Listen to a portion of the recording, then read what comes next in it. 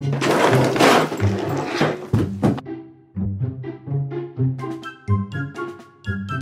just knocked over the entire table, the whole thing. I was just trying to get up so I could move my chair up, and then whoop. Well, hello everybody and welcome back to my channel. I hope you guys are having a lovely, wonderful, fantastic day. So today what we're gonna be doing, you and I, me and you, we're just gonna be sitting down, chit-chatting, relaxing, and talking, and just catching up a little bit because there are definitely some things to catch up on. I think where we last left off, like our getting ready kind of series. Oh, I am gonna be putting makeup on my face. That is also what's happening in this video. I think I failed to mention that. We're starting off barefaced here so I can put some stuff on it. But where we last left off with life updates, I was telling you guys that I had gotten some blood results from my rheumatologist, and I, not being a doctor at all whatsoever, looked at those, and I shouldn't have, because I was trying to figure out, like, determine what the heck they meant. There were some big scary yellow caution signs, like exclamation points, next to several items on the blood results there, and I was doing my best to try to figure out what that could possibly mean. But I have since then seen the rheumatologist, and they have given me a diagnosis, has explained what all the, the things on my blood work meant. And yeah, so I'm gonna talk a little bit about that today, and then also just some other stuff. We got like a puppy update. We got Tater and Wren back here. I talk a little bit about like advent calendars coming up and just some other stuff. So it's gonna be a rambly, chatty video. I don't really have questions or anything to answer. I just wanted to get on here and finally share with you guys the diagnosis, because honestly, I've had it for a few weeks now, and I've just been, I don't want to say like scared or nervous to say or tell you guys what it is, which it might be in the title, I don't know. Just typically, I feel like I would have probably hopped on here really quickly and told you guys if I got diagnosed with anything. Like, when I got diagnosed with my fatty liver, I was like, hey, guess what? I got a fatty liver. But this time, with this diagnosis, I was really cautious about it. I don't know. So the official diagnosis has come back, and I have been diagnosed with lupus, SLE. I think honestly one of the reasons I was kind of struggling with making this video is I don't know a ton about it. I just really don't know a ton about it, and I kind of felt like I needed to be some type of expert on it. Like, I just got diagnosed with it, and I just don't know enough about it to really explain it in like the diagnosis and my labs and all that kind of stuff. But I don't think maybe it's really necessary for me to do that. I am in no way, shape, or form any medical professional whatsoever. I was certified one time in CPR, and that was like 15 years ago. So I can only really tell you guys like things from my experience, like the diagnosis, the lab, that kind of stuff. Like, this is just from my experience. I might get some stuff wrong. This is a pretty new thing to me. Well, when I say it's pretty new, I mean like me knowing that I have it is pretty new. But I think it's been with me for quite some time. I do think it's been around for a while. Just truly and honestly, like, I've not been feeling well for years. Like, I've not been feeling probably how you should feel for years. It's been a really long time since I've felt kind of normal. But then that just kind of became my normal. So anyway, I've just not been feeling like, 100% for a really long time. And looking back, there's probably so many things that could be related to the diagnosis that I'd never even considered. But like literally 10 years ago, I was looking back through my LabCorp, like the history. I guess I should put on makeup. I was looking back through my LabCorp history, and I saw where I went to the rheumatologist like the first time I ever been to one, because I was having hair loss along with some other stuff, and they did labs then, and I was looking at the things, and I was seeing those same like caution signs, and yeah, like the stuff that I was testing positive for in 2024, I was also testing positive for in 2014. So literally 10 years ago, those labs were also coming back positive. But at that time, the doctor I was seeing said, she didn't say that and I think this is probably my fault here. Of course, nobody wants to have lupus. Lupus is a lifelong condition. It is a chronic condition. Nobody wants to have that. So when the first rheumatologist I went to told me, oh, we do see positive markers here. If you have one more, then I would say, yes, you have lupus. But for now, we can't like be certain, basically. And I think to me, I was like, oh, don't have lupus. I don't have one more marker that could indicate lupus. I'm fine. And then for 10 years, I just, you know, had that in the back of my head, like, well, at least it's not lupus. You know, I have the hair loss, skin issues, the fatigue, the pain, the joint issues, the muscle aching, all that kind of stuff. And I'm like, I'm just tired.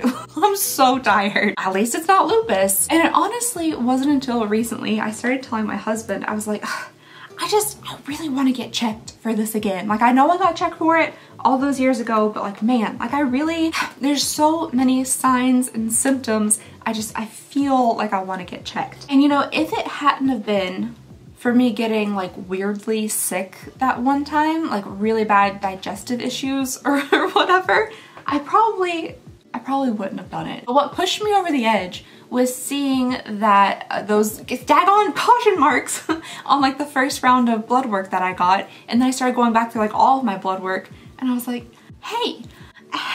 So I started looking up what are they called? I started looking up different things that were showing up on those caution signs, you know, like the ANAs and the lymph absolus and the all sorts of other stuff. And a lot of them said it could be related to like an autoimmune issue or like a chronic inflammation or an autoimmune issue or lupus. And I was like, you know, that's interesting. I'm seeing a pattern evolve here. There's definitely a pattern happening. So that's when I finally went to my doctor and was like, I want to see a rheumatologist, which I am so lucky that she basically, you know, after she listened to my creaky joints and asked me a few questions, she basically was like, okay. If it hadn't have been for me getting those blood tests for something like, I guess entirely unrelated, I actually don't know. Lupus is related to a lot of stuff, but what appeared to be something entirely unrelated, I don't know if I ever would have gotten the diagnosis. I mean, maybe eventually down the road. I don't know when I would have gotten the diagnosis, which isn't great. Like, lupus is something that needs to be controlled with medicine and that kind of thing. So who knows how many more years it would have been. I mean, I went 10 years after getting positive labs back for lupus without any type of diagnosis. So who knows how long it could have been. And what's kind of funny about that is when you look up like lupus and how it gets diagnosed and things, a lot of times you'll see that it takes like on average 6 years or something to get a diagnosis. And I thought, wow, I got my diagnosis super fast. Because, you know, I went to the rheumatologist, they looked at my blood work and pretty much was like, hey, yep, lupus. When you like zoom out a little bit and you see that those same kind of labs were taken 10 years ago without anything coming from them, I was like, oh, okay. Well, maybe not as lickety-split as I originally thought. So it definitely took a little bit of like a winding path to get to where we are, but the rheumatologist was really nice. Actually, I'm not even quite sure if she was the rheumatologist. I'm actually not 100% sure if like she is the rheumatologist or she's just like, you know, like a nurse or something. Because when I first went there, she's the one who like took me back. She did all of my like intake stuff, taking down my information, you know, what kind of medications I was on, that kind of thing. And then a man walked in for like 15 seconds and was like, hello, my rheumatologist. And then we chatted for like the ittiest bittiest amount of time. He asked me to show him like pictures of my flushing on my cheeks. So I showed him that. I told him I get PRP for my hair loss and he was like, I didn't know PRP could help with hair loss. And I was like, yeah. And then he said, all right, we'll get your labs back. See you later. And then that was it. So it's almost kind of like when you go to the dentist and the dental hygienist is back there like doing all this work on your teeth for so long and the dentist walks in and they're like, those are teeth, good job, see you later. And that's about it. Anywho, but the lady who went over all my labs and stuff with me was really nice. I've never had this like happen before in like the little kind of exam room thing. You know, I was sitting in the patient chairs. You always have like the patient chair, then you have the Dr. Rolly chair, and then you got the scary plastic bed. She actually like got up from her Dr. Rolly chair, brought her laptop over to me, sat next to me, put the laptop like in front of me like this, and went through every single lab with me and told me what they meant and what this suggested and what this said and what they inferred from it. And that was different. I've never had that happen before. I thought that was really nice. So she definitely pointed to all the ones that I was freaking out about last time. I thought I had rheumatoid arthritis based on that one big number. There's this one lab that they ran with a protein, it's like 14.3.3. That is supposed to be like an early detector for rheumatoid arthritis. And the range is between 0 and 0.9, I think. And mine was 5.7 with a big caution sign with an exclamation point. And I was like, oh, that's probably not great. That was definitely one of the things that they looked at. However, she said that that doesn't have to just indicate rheumatoid arthritis, I guess. That was an indicator for lupus. Like, this is the stuff I'm so worried I'm gonna say something wrong or something I don't understand, because again, it's pretty fresh to me. It's pretty new. I thought for quite some time that lupus was a possibility, even though I had it in my brain like, oh, they tested me for it in 2014 and they said no. They didn't say no. I just inferred that that was a big staunch no. I just really hadn't looked into it that much. I knew it was an autoimmune condition. I knew it was an autoimmune condition. That was about, and Selena Gomez has it. That was my knowledge of lupus. And it hasn't grown too terribly much more than that. I have been doing some research just on labs and stuff just to try to figure out exactly what they mean, because they're like broken up into numbers and patterns. But I had a positive ANA result. She said something about it being like 8 times higher than the baseline or something like that, or what it's supposed to be. I don't know. But that positive result alongside that 14.3.3 protein and my particular pattern, Tater pattern, my speckled Tater pattern, and also along with my physical symptoms of the pain and the joint issues and the fatigue, the hair loss, the flushing pattern, all that kind of stuff, all of that mixed together led them to a pretty concise diagnosis of lupus. So, but I don't want to be sad about it. There's no reason to be sad about it at this point because there's nothing I can do to reverse it. So it's just, like I said, it's a chronic thing, and there's a lot of medications and there's a lot of new research and all sorts of stuff coming out about it. So I think I am a little bit frustrated that I didn't do more for it sooner, but I'm trying not to be sad. Oh no, now I'm gonna tear up. Too sad about the actual diagnosis of it. So I have already started management. Oh, what is that name of that medication? It's really hard to, hydroxychloroquine.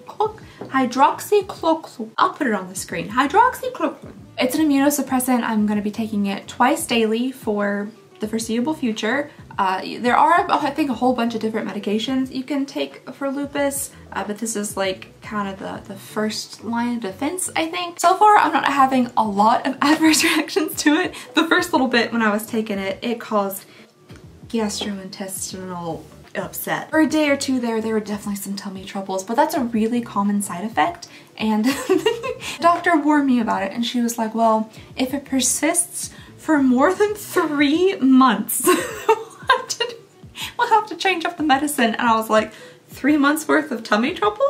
I don't know if I can do that. Fortunately, it was just a couple days and everything's been fine so far. However, also unfortunately, this medicine takes a really long time to like work its way into the system. So she said I wouldn't see pretty much any results for like 1 to 3 months. She was like, if you see it, I have a 6-week follow-up. She was like, if you see any, you know, results at a 6-week follow-up, she's like, I would be very surprised. It's just gonna take a while to see if it's gonna help out any. But if it does, it sounds so nice. Apparently I'll feel less pain, I'll be less fatigued. Like she said, activities that typically would like knock me out doing, she said I'll be able to do more activities and I won't feel so, you know, in pain and tired, and like that sounds so nice. Because the fatigue I've been experiencing for a long time now has been like, it's been knocking me out. Just like regular daily living life activities have been so incredibly hard to do. I will get so tired while I'm, you know, editing a video or something. Like I can feel like a weight, like pulling my eyelids down, pulling my body down, that I'll just like lay on my desk, instantly fall asleep. Sitting in a desk chair, head on wood, asleep. So I mean, just the fatigue has been unreal, and I just thought I was sleepy, or you know, maybe it was the ADHD, or like I don't, maybe it was something else. But the thought of not being so incredibly tired and worn down and like kind of always in just a little bit of pain and discomfort, again, I think it just became so normal. I'm like, oh, everybody just feels like this. Like I said, when she was just kind of like pushing on my joints and she was asking if it hurt, and I was like, yeah, you know, like as it does, as usual. I eventually just asked her, I was like, is it not supposed to? And she went, I just thought it was normal to just kind of always be uncomfortable. I don't know. Just the thought of like the medication and the treatment actually working and me being able to feel better and do more and just be more, you know, alive and present would be wonderful. That makes me really happy because, like I said, even though of course nobody wants to be diagnosed with something like this, it's almost kind of relieving to have a name to put to what I've been feeling for so many years, and also a potential course of action. Like, there's relief in that. I kept saying to my mom, because like recently I have been feeling, and I think potentially I've been in like a flare-up or something, and that's why I've been feeling so terrible for the past few months. I was telling my mom, I was like, there's so many things going on with me. Like, I feel like there just has to be an umbrella, like an umbrella arching over all of these like little things that are going on with me. And I think we potentially found our umbrella. So it's nice to have been able to identify kind of what's going on and then maybe be able to help it. To have a path like forward potentially is, you know, it's relieving. It is a little bit relieving. Again, would I prefer it to not be lupus? Yes. I didn't know this before, but apparently I have a family member on my dad's side, my maybe great aunt. She, unfortunately, I don't think she was being treated for it. I don't think she was on like any medications or anything. She did pass away from complications with lupus. I think she had kidney failure related to her lupus, which unfortunately she did pass away from, because lupus it can attack your organs as well as your joints and things like that. It was definitely something that is serious, and it needs to be addressed and it needs to be treated. I wish it wasn't so difficult to get a diagnosis for lupus or any other like autoimmune issue.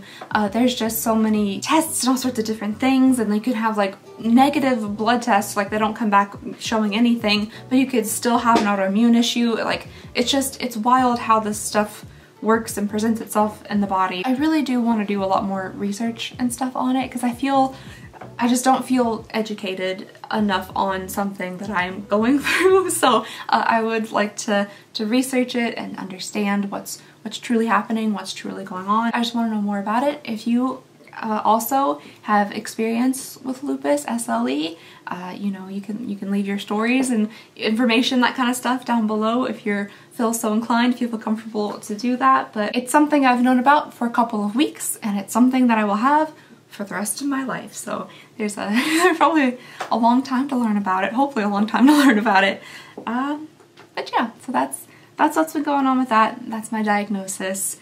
And if I learn anything else or things change or anything, I'll let you guys know. While we're on the topic of health, somebody had asked for a Tater update, because the last video that I had spoken about Tater in, he did have another seizure. So he's been having seizures since the first time that I told you guys, fairly regularly, minimum 1 a month. He has made it, I don't know, no, I don't think he's made it past a month in a long time, unfortunately. But for a while there, he was having a seizure every like 8 days. Like every 8 days he was having a seizure, and we absolutely definitely think it is related to the allergy shots he was getting. He was getting Cytopoint. So he got those allergy shots, which it makes me really nervous, and it makes me feel terrible that I'm just wondering if we caused his seizures by getting him the allergy shots, because he started getting those shots and then later on he started having seizures, and there is a connection between Cytopoint and seizures and different, you know, neurological things, which we didn't know at the time. He was just really itchy, and we just didn't want him to be itchy. He was like scratching his skin off. So when the vet said, oh, here's these injections, it should last for a month, it should help him stop itching, we're like, yeah, sounds great. But we had gone to the vet a little while ago, and he's just been getting like his skin, we've tried so many things, we're still trying a bunch of things, and it is getting kind of better, but his skin was really bad, and we were talking to the vet, and we're like, well, yeah, we stopped his Cytopoint injections because we were afraid that they were causing seizures. And the vet was like, oh, you know, did you really see causation between those two? And I was like, well, I don't know, because he started having seizures, but then we stopped the medication like kind of soon after he started having seizures. So we don't really know like the correlation between the seizures and the Cytopoint. And he said that he didn't think there's any correlation between the two, and that we should start Cytopoint injections again. So on his recommendation, he seemed very confident, very certain that the Cytopoint had nothing to do with his seizures. Started the injections again because his skin was just so itchy. The poor baby, he was itchy and scratchy all the time. He had like big spots on his belly and things. And the Cytopoint helped immensely. It helped immensely, but after starting that Cytopoint again, for a little while there, it was literally every like 8 to possibly 10 days he was having a seizure. So that was the only round of Cytopoint he got again. We're like, oh no, you know what? No, nope, no more Cytopoint for Tater after that. And after we stopped doing those injections, the seizures went back to about 1 a month. It's still a little bit elevated right now, unfortunately.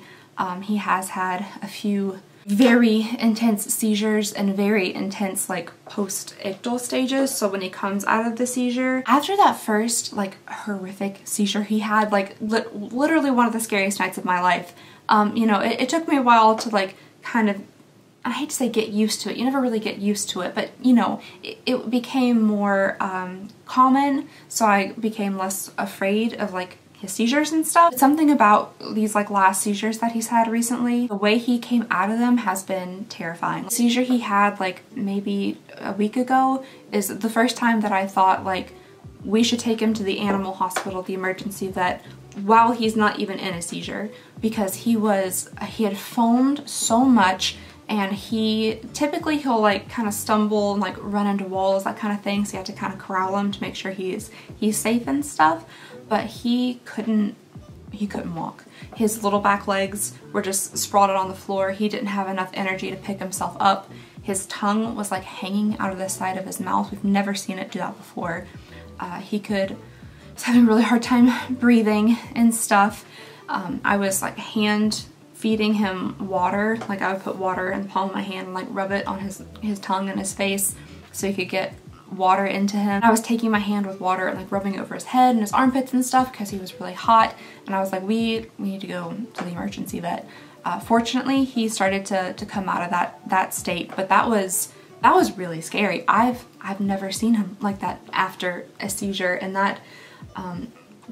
it was very scary. That was super, super scary. I have no idea if that has anything to do with a Cytopoint because we did stop it a while ago, but just that was very scary. And now I'm getting more anxious about his seizures because the post phase of his seizures has been so intense.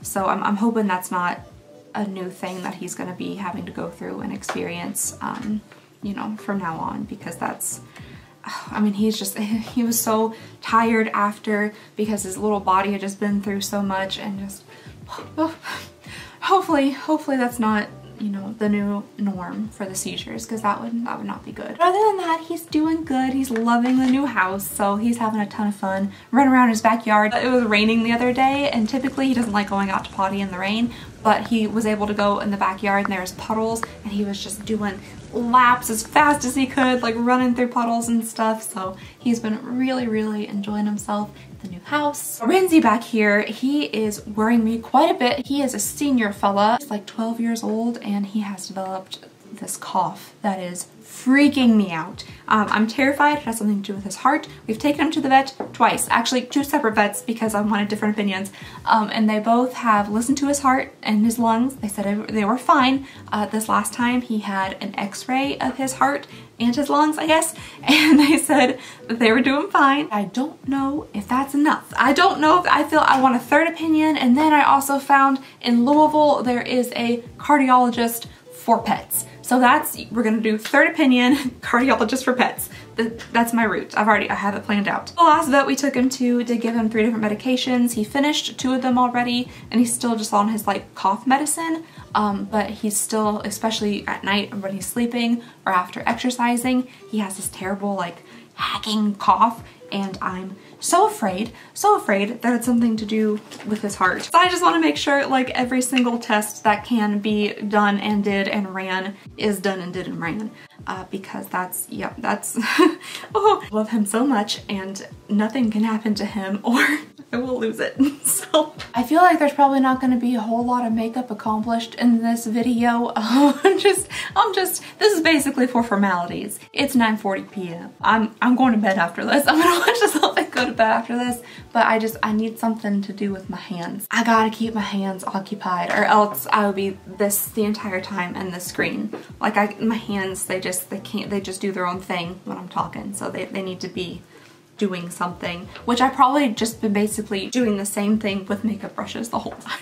I look crazy in this viewfinder right now. I hope that's, I mean, in this little mirror here, I look, you know, a little maybe extra bronzed, a little glowy. This looks frightening. I hope it I hope it doesn't look like that when I actually edit it. All right, so that's been a lot, probably. Let's maybe talk about some some fun stuff. Let's go to Advent calendar season. I can't believe it. It's the end of July. Advent calendar season is upon us. I've pre-ordered 2. Both of them are chocolate. And now that I've said I pre-ordered 2 chocolate Advent calendars, those of you who saw my poll, I'm losing my voice, who saw my poll on the community tab probably know what I ended up doing. Okay, so here's my figurine. That, first of all, that was the closest poll I've ever done on my channel. Like the closest in number the community tab poll ever. And I totally understand why, because my question was, okay, so I've already ordered one super expensive chocolate Advent calendar. It's the real delicious one that I like to torment myself with every holiday season. The dandelion chocolate one. It's like 160 bucks. That's a lot of money for some chocolate, right? I think we can, oh wait, no, it went up in price. It's $185. That's a lot of money for chocolate. I feel like we all can agree. However, people were letting me know that there is another even more, well more expensive chocolate Advent calendar from a brand that starts with a V. Oh, Jesse. It's a $500 chocolate Advent calendar. And that just sounded so insane and ridiculous. I was like, I have to try this. Like I need to try this. Why are 25 pieces of chocolate $500? But at the same time, that's an insane price. Like who? $500? And by the time I found out about this Advent calendar, I only had a couple of days to order it because the pre-orders ended like July 24th. So I posted a poll and I was like, yo, what should I do? Please tell me what I should do. Should I order this? It's worth it. Do it for the channel, that kind of thing. Or should like, no, like nobody should spend $500 on chocolate. Don't do it. The poll was very close, very close. However, the yeses outweighed the nos by a margin. They did outweigh him by a margin, and that's all I needed. That's all I needed. So a lot of people are giving very sound advice that was like, if you think you'll be able to recoup the funds from doing like the videos or like a sponsor or something for the calendar, then yes, go for it. I have no idea if I will. I have no idea, but we'll see, and it'll be fun. It's a calendar we've never done before. And what also kind of pushed me over the edge is that some people were saying like it actually tastes good, which is not always the truth with the other chocolate Advent calendar. It doesn't always taste great.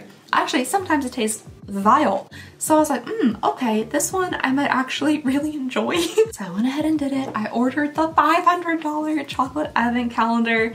And you know, those videos don't typically do as well as like the makeup Advent calendars and stuff, but I still think they're fun. And I hope there's some of you guys out there that do enjoy them, because I like making them. And I think I might also try to, I don't know, like just bribe Jeremy with chocolate to see if he'll come and do the unboxing with me. Probably for both of those, because I think that'll be fun. And we can also get other opinions, because he likes different stuff than me. Like he really likes the more fruity things, and I'm not really into that. So he could tell y'all from like a fruity lover's perspective if he really enjoys it or not. I think my thing died. You know what? I still absolutely hate spraying stuff on my face, but I've been putting on Morphe continuous setting spray every single day. I really like how it looks and how it like melds the makeup together and stuff, but I still absolutely detest spraying it on my face. So we already have 2 Advent calendars pre-ordered, and I have my name on at least 2 waiting lists at this point. I have my name on the Vogue waiting list, which I'm so excited for. I hope I can get it. I hope I can get in there and get that one, because that was I think my absolute favorite one from last year. All I forgot to do that video was gonna rank them.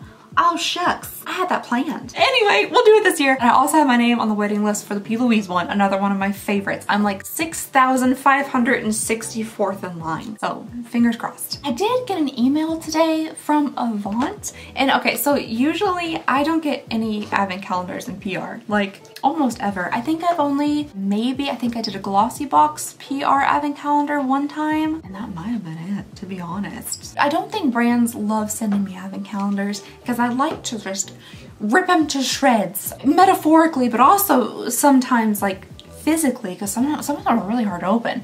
But I don't believe brands want to send me advent calendar PR because they know that I'm gonna be very honest about how I feel about their advent calendars and their lack of value and their lack of effort and their lack of, you know, care for their customers. So usually I don't get offers to do like a sponsored video for an advent calendar or like a free advent calendar sent to me in exchange for a video, anything like that. But I did actually receive an email from RANT, which that name, if you're on the channel, probably sounds familiar because they are in like every single daggone subscription box and advent calendar, and all of their skincare is billions of dollars. And recently I happened to mention that I think there might be something a little like shady with business practices, perhaps. I don't know, maybe there's not.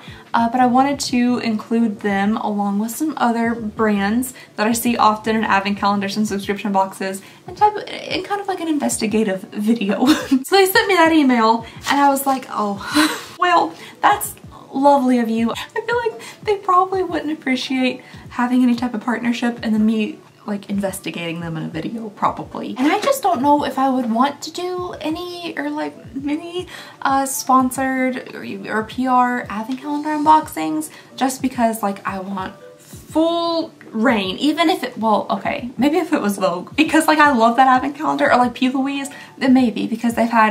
Louise has had 2 advent calendars that I've really loved, and Vogue has had 1 advent calendar that like knocked it out of the park. So if like Vogue, for heaven's sakes, approached me and was like, would you like to do an advent calendar unboxing for our advent calendar? Yes, I would. Thank you. But probably besides that, the answer's gonna be no, because you might probably not like what I have to say. And I want to make this clear. Every year when I do advent calendars, I get the same comment about like, oh my gosh, you complain so much. Oh my gosh, stop complaining. And it's not me wanting to just complain about every single thing. I can also get people saying that like I'm ungrateful. You should be grateful. I absolutely am grateful that I get to unbox advent calendars and hang out with you guys and like tell y'all what I think, and it's like a big advent calendar season and it's fun. I'm so incredibly grateful for you all giving me the ability to do that. Like absolutely 100% grateful for that. Absolutely 100% grateful that I'm able to purchase these advent calendars. I have the ability to do that. However, I will never be grateful for big corporations, multi-million, multi-billion dollar corporations just feeding on their customers and giving them crap in exchange for a lot of money.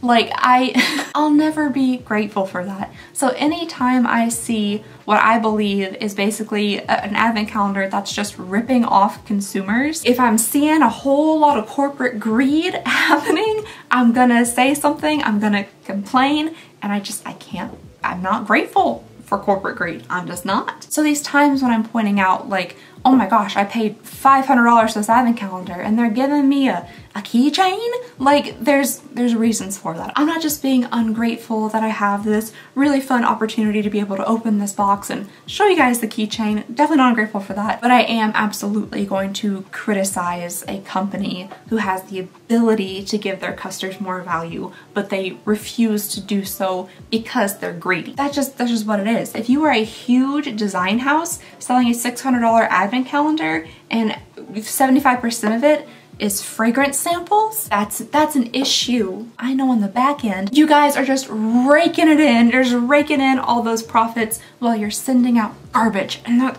gets under my skin. I'm not even 100% sure what the original starting point was here, but I just want to like make it clear that I am 1000% grateful and thankful, and I feel so blessed to be able to have an advent calendar season with you guys here. But there will always be criticism. Now, when you're a big fancy company like Vogue and I can actually see the value that you're putting into it, the thought, the effort, then I'm like, oh, my heart's aflutter. Every year during Advent season, I get comments, which makes me really sad, but I understand. But I get comments, people are like, oh my gosh, you're so negative. Like, I can't watch this anymore. You're just being so negative about all these Advent calendars. I would love to be able to be more positive. I would love for every Advent calendar to be a Vogue, to be a P. Louise. But unfortunately, that's not just the reality of it, and my whole point, my whole purpose is for me to buy these Advent calendars and unbox them with you guys and show you all what's in them so you don't have to waste your money. Either the year that they are coming out, like hopefully if you see them before you purchase, or maybe it'll like influence your purchasing decisions for the following year. If the same Advent calendar has been crappy 2 years in a row, that third year, I bet you it's gonna be pretty crappy, and hopefully that'll help inspire people to not buy it. Oh wow, I really had no intention on ranting there. Advent calendar is absolutely one of my like favorite times of the year here on YouTube. Like, not only is it the holiday season, which I already love, but I just think the calendars are so much fun. Even when I'm like tearing it apart and just going in ranting about things, like I'm having fun as I'm doing it. I really all of it's fun to me. All of it I really truly enjoy, and I'm really looking forward to it. So let me know if you guys, I mean, I know it's literally the end of July, but if you guys have heard of any like upcoming Advent calendars that, you know, I could get my name in on, like on a little waiting list, let me know, because it's starting. It's already starting. Y'all, I'm not kidding. I got heated. I got worked up.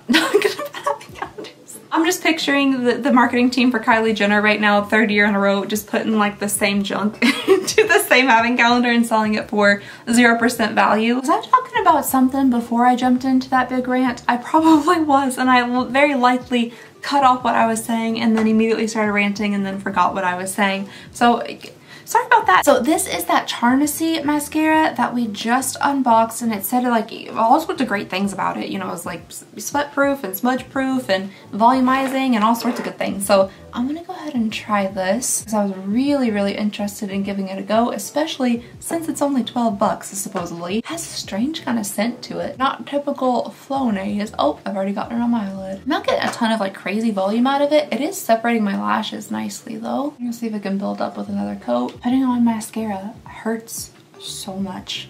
That's so weird to say, but literally doing this for some reason hurts me all the way through here, and I don't know why. It's incredibly uncomfortable. Maybe if I like a little better? No, what the heck? It hurts. Don't look up, don't look down, just like straight on. Putting mascara everywhere. Okay, it's not bad. It's not what I was hoping for though. I was really hoping that I could like replace my Monsieur Big with this, because this apparently is $12 and that one is like $29, or I think they raised the price like $30. It's definitely not bad, and it could also just be my lashes fault. It really could, because this side looks much better than this side, which has been just decimated by my fingers. So maybe it's just my lashes, and hopefully if I can restrain these things, they'll grow out a bit more, which will be good. And then maybe just like a fingernail scrape of this e.l.f. lip gloss here. Alright you guys, well that was a very uneventful makeup look. I did not anticipate talking this long, to be truly and fully honest. I was like, man, what if I'm done talking after like 5 minutes? What am I gonna do then? That's not a whole video. I should have known much better than that. Oh, really fast, I made a website for like my stores and for the channel. So some of you guys have commented that you're having a hard time finding like Poshmark links and that kind of stuff. So I made an alexandriaryan.com/Alexandria-Ryan because I connected it all together on one of my Squarespace sites. So it'll have links to like my Poshmark and my TikTok and all that kind of stuff. I should be posting a ton of stuff on Poshmark soon because we're trying to get out of this house, and I need to get on that. So a lot of stuff will be coming to Poshmark. You can check out that website if you guys are interested in, you know, anything related to the things that I just said. We don't really have much of anything yet on like my 2 different stores page yet, but hopefully we'll be getting stuff linked on there soon, and maybe some stuff like up for sale or something. I don't know, we'll see. But yeah, that's all I have for you guys today. Thank you so very much for watching. Please go ahead and consider subscribing if you would not mind. It helps the world to me, and I just hope you guys have a lovely, wonderful, fantastic day, and I'll see y'all next time. Bye!